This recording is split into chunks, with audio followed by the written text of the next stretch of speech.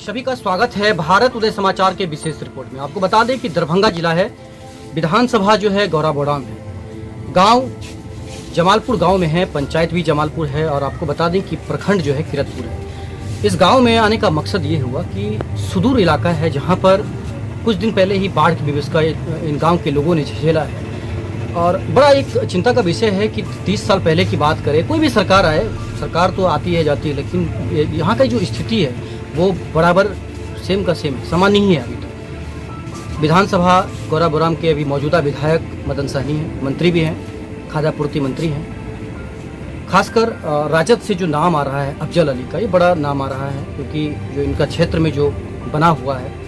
जब हम इस गांव में प्रवेश किए और सिर्फ एक नाम जो है अफजल अली, हमने एड्रेस पूछा तो लोगों ने कहा कि राजा हैं और बहुत ज़्यादा व्यवहारिक है। ये सब बातें तो गांव के लोगों ने किया है। हम इनसे ये सवाल करने वाले हैं कि विधानसभा जो गौराबोड़ाम है इसके लिए ये क्या करने वाले हैं और मौजूदा समस्या क्या है। लोग, सरकार जो है आती है जाती है, मतदान हमारा फर्ज बनता है करना, लेकिन हमारे लिए सरकार काम क्या करती है, बड़ा चिंता का विषय है। रोड नंबर 17 से हम आ रहे थे, रोड तो बहुत अच्छा है, लेकिन जॉब जो यहाँ पर सुविधा है, यहाँ पर बहुत ज़्यादा चिंता का विषय है। एम्बुलेंस नाम का चीज़ नहीं है, ये बहुत ही इनसे सारी बातें हम इनसे जानेंगे।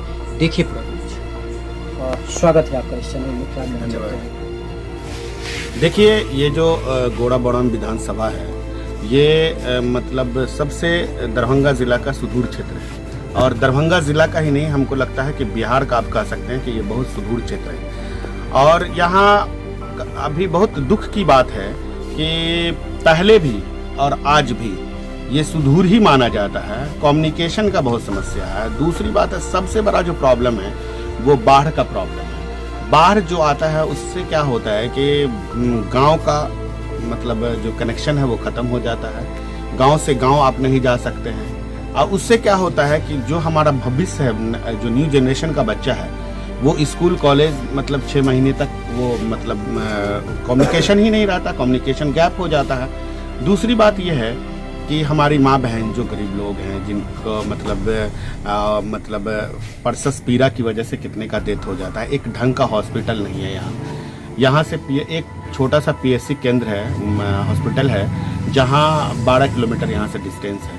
तो वहाँ जाते जाते कितनी माँ बहनों का डेथ हो जाता है। तो जिनके पास भगवान पैसा दिया है वो बहुत कम लोग हैं, वैसे कम परसेंटेज बहुत है, वो तो अपना इलाज जाके पटना करवा लेते हैं, उससे मतलब नहीं है। लेकिन जो आम जनता है, जो आम लोग है, उसके साथ बहुत बड़ा समस्या है। वो लोग बहुत त्रस्त है और जो भी लीडर आए तो वादा करते हैं कि हम ये कर देंगे, वो कर देंगे, लेकिन वो एक बार जीत के जाते हैं और वो फिर इस क्षेत्र की तरफ मुड़ के नहीं देखते हैं। मतलब आज भी कम्युनिकेशन का ये हाल है कि अगर आप खाना खा के 4 व्हीलर में बैठ जाइए तो आपका तबीयत, पेट में दर्द होना है, आपको 2 किलोमीटर के बाद पेट में दर्द होने लगेगा। मतलब इस तरह का चलने के लायक रास्ता नहीं है, इंसान को पैदल चलने के लायक रास्ता नहीं है। ये दोनों कोसी नदी और कमला नदी के बीच का ये जगह है। दोनों तटबंध ही मेन कम्युनिकेशन का वो है, स्रोत है। अब वो ही पूरा डैमेज है। वो कुछ पोर्शन जो हमारे गौराबोड़ाम का है वो नदी के उस पार है, जो आज भी नाव से, अगर नाव नहीं हो तो बगैर नाव के वो इस पार नहीं आ सकते हैं। डॉक्टर और छोटा मोटा जो प्रैक्टिस करने वाला है वो अवेलेबल नहीं है, उससे लोग इलाज करवाते हैं, वहाँ तक जा नहीं पाते हैं। मतलब बहुत सारा समस्या है। एजुकेशन, बच्चे अनपढ़ हो रहे हैं, पढ़ाई लिखाई का स्रोत नहीं है, बाढ़ से लोग त्रस्त हैं, किसान का फसल दह जाता है, ना हॉस्पिटल की फैसिलिटी है, ना एक अच्छा कॉलेज है इस क्षेत्र में। मतलब कोई भी चीज़ कहने के लिए जो डेवलपमेंट के लिए होना चाहिए वो नेता नहीं कर पाए और झूठा दिलासा देके, झूठी बात करके, झूठा वादा करके और चले जाते हैं। तो जनता इस बार बहुत त्रस्त है और जनता का एक ही डिमांड है कि हमारा क्षेत्रीय अगर कोई नेता होगा तो उसको भी इसी रोड से अपने घर तक आना होगा, उसका भी बच्चा, उसकी भी फैमिली, उसके भी रिश्तेदार इसी क्षेत्र के होंगे, तो उसको जरूर हमदर्दी होगी, उसको जरूर ये होगा कि नहीं, हमारे क्षेत्र का विकास होना चाहिए। जब ये दरभंगा पटना से कैंडिडेट आएगा तो उसको क्या हमदर्दी है, वो तो जीतेगा, चला जाएगा और फिर उसके बाद उसको लगता है कि पता नहीं अगले विधानसभा में हम यहाँ से लड़ेंगे कि नहीं लड़ेंगे, हम पता नहीं दूसरी जगह से लड़ेंगे, तो वो इस चक्कर में काम नहीं कर पाते हैं। एक मिनट में आपको रुकना चाहता हूँ। चलिए, ये सभी बातें तो सड़क की बातें हो गई। ये बताएं कि यहाँ पर जो लोग हैं, सुदूर इलाके जो लोग रहते हैं, उनका मुख्य काम क्या है, कैसे अपना भरण पोषण करते हैं? देखिए, खेती गृहस्थी करते हैं, लेकिन जो किसानी करते हैं, लेकिन में भी जो है लोग बहुत परेशान हैं क्योंकि बाढ़ आता है, फसल बर्बाद हो जाता है। तो मतलब जैसे तैसे अपनी ज़िंदगी को लोग गुजर बसर कर रहे हैं। कुछ लोग मतलब छोटे छोटे बच्चे को लोग दिल्ली पंजाब इधर उधर भेज देते हैं, वो कमा के भेजता है थोड़ा बहुत पैसा, तो उनकी ज़िंदगी चलती है, उनका गुजर बसर। बहुत ज़्यादा गरीबी आपको मिलेगा और हम लोग खुद बहुत ज़्यादा परेशान हैं, मतलब अपने हालात को, अपने लोगों के हालात को देख के, कि मुझे लगता है कि हम लोग कहाँ पैदा हुए और क्या मतलब भगवान किस जगह हम लोगों को पैदा किया। न यहाँ कोई देखने वाला है न सुनने वाला है। मतलब इलेक्शन में लोग बड़ी बड़ी बातें करते हैं और मतलब चले जाते हैं, लोग काम नहीं कर पाते हैं। एक बात और बताएं कि जब अगर आपको मौका मिलता है तो क्या करना चाहते हैं इस क्षेत्र के लोगों के लिए? क्या सपना है जो आप बचपन से जिस चीज़ को आपने देखा है, तो क्या करना चाहते हैं? देखिए, मैं एक चीज़ बता दूं कि मैं ग्रेजुएशन किया AMU से, आप लोग नाम सुने होंगे, अलीगढ़ मुस्लिम यूनिवर्सिटी का। मैं वहाँ से ग्रेजुएशन किया हूँ। उसके बाद MBA किया हूँ वाराणसी से। उसके बाद मैं जस्ट मेरा सिलेक्शन हुआ, एक इंटरनेशनल कंपनी है CCIC, कतर की कंपनी है, उसमें मेरा सिलेक्शन हुआ। मेरा लगभग 1.25 लाख सैलरी था और सारी फैसिलिटी के बाद लॉजिंग फूडिंग एवरीथिंग फ्री, गाड़ी मतलब हर चीज़ फ्री था मुझे। लेकिन मैं उसको छोड़ के यहाँ मुखिया का इलेक्शन लड़ा और इस जमालपुर के इतिहास में हमसे ज़्यादा वोट से अभी तक कोई मुखिया नहीं जीता। मैं 550 वोट से यहाँ इलेक्शन जीता हूँ और जनता मुझ पर विश्वास करने की काम की। 10 कैंडिडेट था मुखिया का, लेकिन लोगों को लगा, और सबसे कम एज का कैंडिडेट भी मैं था, तो लोगों को लगा कि नहीं, एक पढ़ा लिखा लड़का अपने करियर को छोड़ के, दांव पे लगा के, सब कुछ छोड़ के यहाँ अगर हमारे बीच रहना चाहता है, तो लोगों यहाँ के हिंदू मुसलमान हर जात धर्म के लोग हम पे विश्वास करने का काम किए और वो लोग हमको वोट दे के जिताए। तो आज मुझे भी इस चीज़ का गर्व है कि जब हमारे पंचायत के लोग कहते हैं कि हमसे अच्छा मुखिया नहीं है दूसरे का, चाहे वो किसी भी मामले में हो, तो मुझे ये चीज़, यही मेरे लिए जो संतुष्टि होता है अंदर से कि नहीं, हमने सब कुछ पा लिया। और वैसे ही अगर हमको विधानसभा में मौका मिला, लोग चाह रहे हैं, अगर पार्टी, देखिए हम राजद के सिपाही हैं और सच्चे सिपाही हैं। हम अभी उपाध्यक्ष भी हैं राजद में, युवा के उपाध्यक्ष हैं, तो युवा प्रदेश के। तो मुझे अगर हमारे नेता माननीय तेजस्वी जी, नेता प्रतिपक्ष, अगर हम पर विश्वास किए और हमको टिकट देने का काम किए, तो मैं भी सीट निकाल के दूंगा। इस सीट यानी कि 100% का गारंटी रहेगा इस सीट का। दूसरी बात कि जो हमारा समस्या है बेसिक, क्योंकि हम इस क्षेत्र में ही पले बढ़े हैं, इसी क्षेत्र में मतलब पैदा हुए हैं, तो मुझे पता है कि कहाँ क्या समस्या है, मतलब कहाँ रोड नहीं है, कहाँ पुल पुलिया की जरूरत है, कहाँ स्कूल की जरूरत है, कहाँ हॉस्पिटल की जरूरत है, कहाँ रोजगार पैदा किया जाए, जहाँ के लोग ऊपर उठने का काम करें, उनको रोजगार मिले। तो ये सारी चीजों को हम अपने नजर में रख के हम काम करेंगे और अपने आप को हम समाज के लिए समर्पित कर चुके हैं ऑलरेडी, आगे भी समर्पित ही रहेंगे। हमारे नजदीक कोई जात पात किसी भी चीज का भेदभाव नहीं है, ना हमारे अंदर है, क्योंकि एक पढ़ा लिखा इंसान अगर जात पात की बात करेगा तो वो मुझे नहीं लगता कि वो पढ़ा लिखा, उससे बड़ा मूर्ख मेरी नजर में कोई नहीं है। मेरे लिए मानवता सबसे मायने रखता है, इसलिए मैं हर जाति धर्म को, हर लोगों को अपने साथ, जो भी समाज में दबा कुचला लोग हैं, मैं उसको लेके ऊपर उठने का काम करूंगा और लोगों के लिए जो भी करना हो, मुझे अपने आप को मुझे जो भी करना हो, मैं उनके लिए करने का काम करूंगा। आपकी पार्टी तेजस्वी यादव जी हैं, उन्होंने लगातार मांग किया कि कोरोना काल में चुनाव नहीं होना चाहिए। आप क्या मानते हैं कि? बिल्कुल, उनका कहना बिल्कुल सही है, क्योंकि लोग ही नहीं रहेगा तो चुनाव कैसे होगा।